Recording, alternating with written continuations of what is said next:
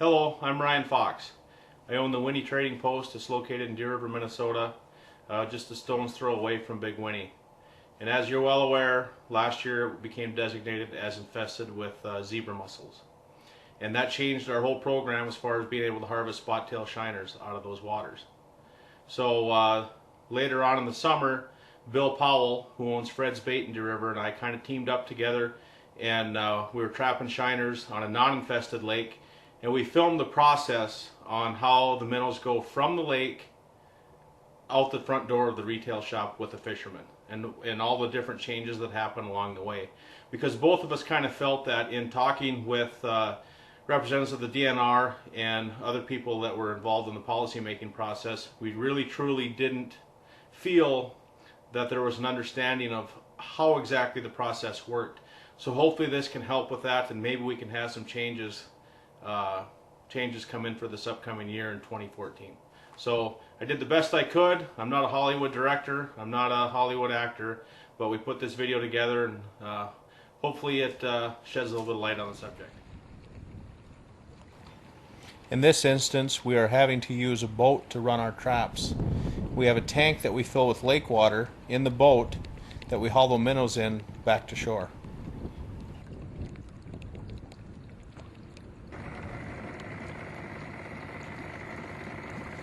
When we arrive at the trap, we get our holder and grater ready. First, we examine the trap to remove any floating vegetation or anything that may inadvertently be scooped into the grater.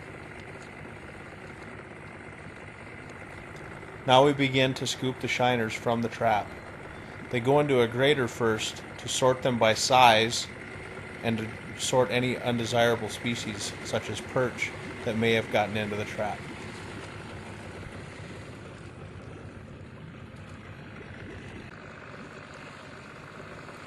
The grater will hold about 1.5 gallons to 2 gallons of minnows without damaging them. We then sort through by hand and remove any undesirable species. From the grater they go to the holder. We then go back to the trap and continue this process until the holder is full. Once the holder is full, we move the holder over to the side of the boat and begin transferring the minnows from the holder into the tanks in the boat. Again, the whole time we're watching for any adult zebra mussels or faucet snails or any other undesirable species of fish or anything we may not want, including vegetation. With our tanks in the boat full of minnows, we'll now return back to the landing and begin the process of transferring the minnows from the lake to the truck.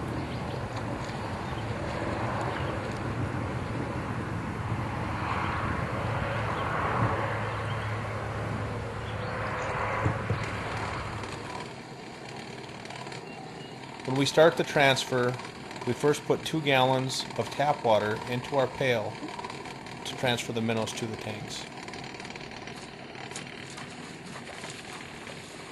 As we transfer the minnows from the tanks in the boat to the bucket full of tap water, we take care again to watch for any vegetation, any adult species or juvenile species of invasive species such as zebra mussels, faucet snails, or any clams or anything. We don't want to transfer any of that.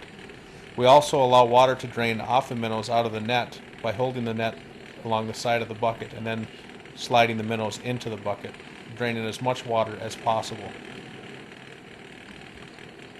Once we have our 2 gallons of minnows into the bucket, we haul the bucket back to the tank in the truck, and they're gently placed back into the tank. From there, we repeat this process till we've moved all our minnows and are ready to head back to the shop. Here we are arriving at a holding facility. This is a separate facility several miles away from the retail site. Here we store our overstock of minnows.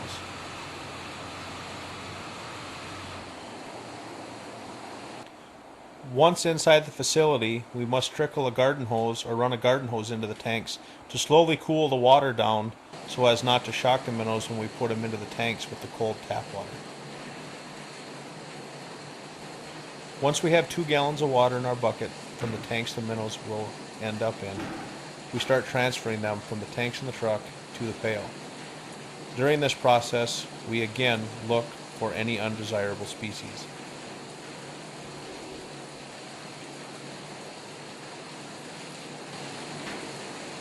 Again, once we have our 2 gallons of minnows, we slowly transfer them to the tanks.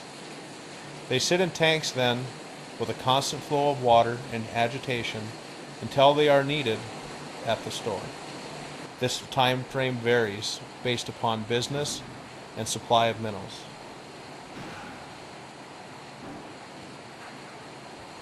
With all of the minnows offloaded and the tanks drained and washed out, we now refill the tanks so we can transfer minnows from the holding facility to the retail store.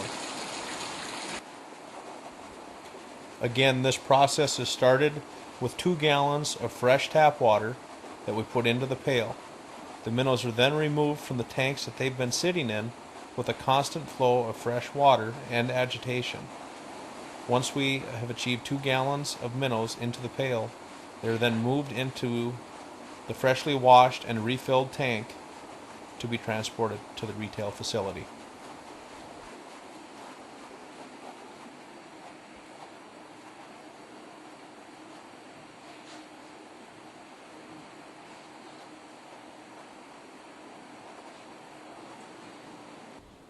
Here we are at the retail facility and will begin offload.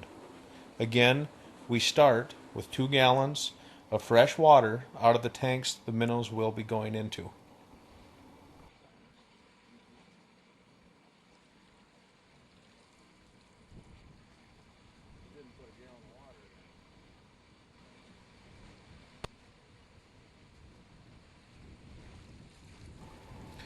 Now, with 2 gallons of minnows in our pail, they are slowly transferred into the holding tanks in the back of the retail facility.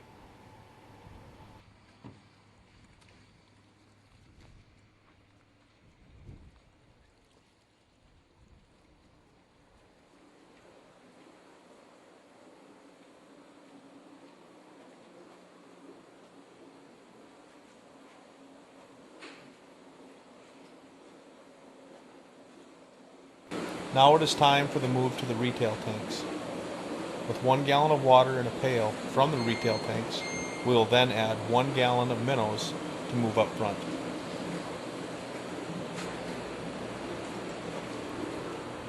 The minnows are then slowly placed into the retail tanks and awaiting the purchase by a customer.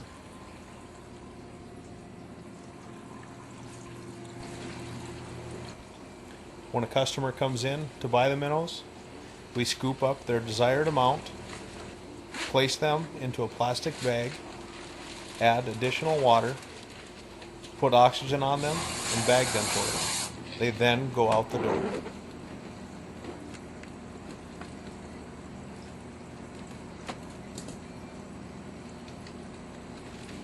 This has been a grand total of 5 moves in tanks before the minnows go out the front door of the store and back to a lake with a prospective fisherman.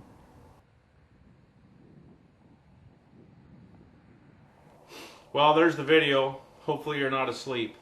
That's the process. That's how it works. You know, sometimes we're not always with a boat.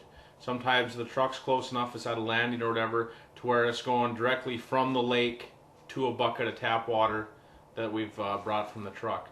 You know, if you count there's 5 complete changes of water. We're always taking water from the final destination or where we're transferring the minnows to. So, and then that's not including the flushing of the water when we get it back to the shop. You know, the water, as the summer progresses, tap water comes out, you know, 45 degrees roughly, a little bit colder. And so our tanks at the store are running at that temperature. Well, when we're pulling them out of 55-degree water, we've got to flush them. We've got to drop that temperature down. And so there's a constant flow of water as soon as they get back until we see that temperature drop. And then again, we're taking fresh water out of the tanks where the minnows are going, and we're putting them in there, and then they're going in those tanks. You see all those moves, you know, and then in each tank they're in, there's a constant flow of water and agitation. So, you know, I understand, or I guess we understand, the DNR's position, or the DNR stance on having to do something as far as trying to stop the spread of this stuff. You know, nobody wants to stop it more than we do, but we honestly feel that the regulations that had been in place, for example, what we had to do to be able to harvest on Winnie because of the faucet snails with the separate sets of gear, everything tagged, you know, not using gear in separate bodies of water, and having to use tap water, all that stuff is fair and reasonable, and we agree with that process. But you know, an all-out ban based upon water temperature or that's kind of a tough pill to swallow, because we really think that what the DNR has done to that point, without a ban, just with the tagging of the gear and things like that and the tap water requirements, that's sufficient enough to cut the risk down to almost non-existent, that a zebra mussel villager is going to go from our minnow trap out the front door and airbag with a fisherman. So we'd welcome any feedback. You can call Bill or I. Again, my name is Ryan Fox. I own the Winnie Trading Post, and you can get a hold of me, or you can call Bill Powell at Fred's Bay to Deer River. Look forward to hearing from you, and have a great day.